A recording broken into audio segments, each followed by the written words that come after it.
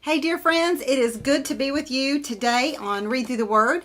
We are taking a look today at a reading that most people are tempted to ignore. Let's just have a quick show of hands of how many people looked down at the reading today and went, it's a descendants of day. This is not the first time that we're going to have descendants of. Okay, just going to go ahead and lay it out there. And this is probably one of the most challenging days, besides Song of Solomon or Song of Songs, that it is to teach and to dig somewhere down deep and find application, right? And I went to the commentaries, and because my first thought is probably the same as yours, right, is why does this matter? Why are we having this here in the Bible?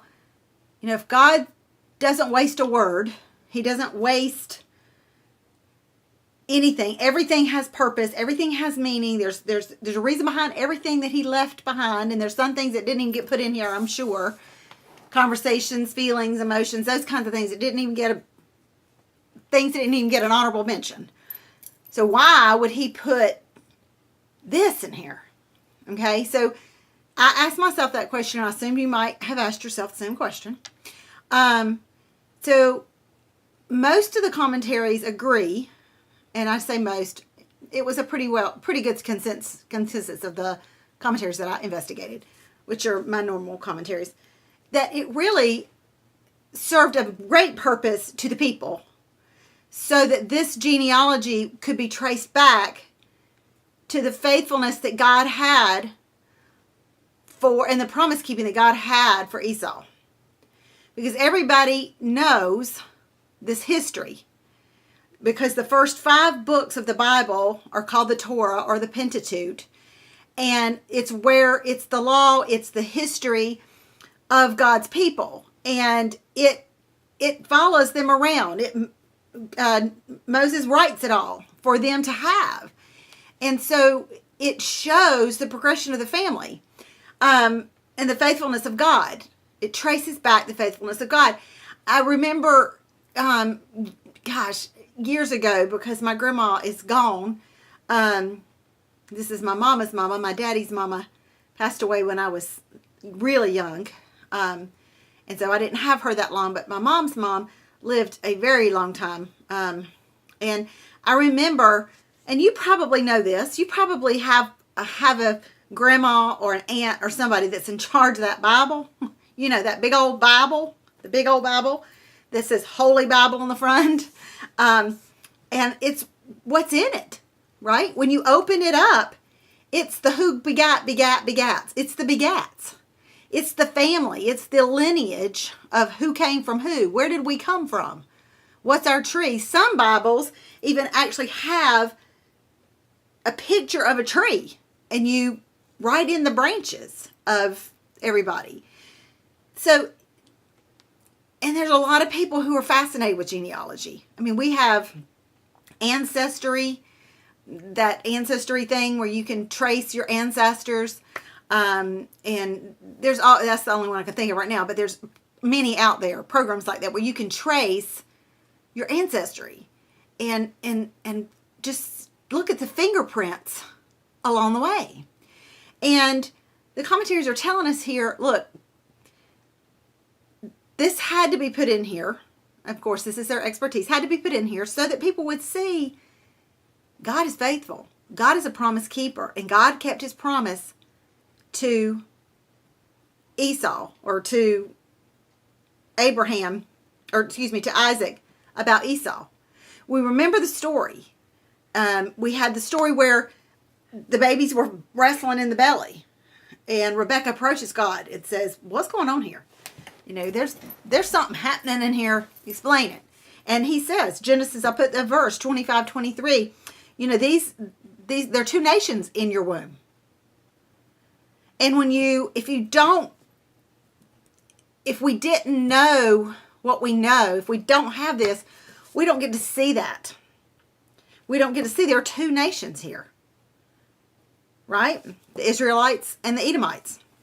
Well, then the other verse that this genealogy helps confirm is that deathbed scene that Isaac has with Esau when, they had the big trick and Isaac blesses Jacob and Esau comes in and like, do you have anything for me?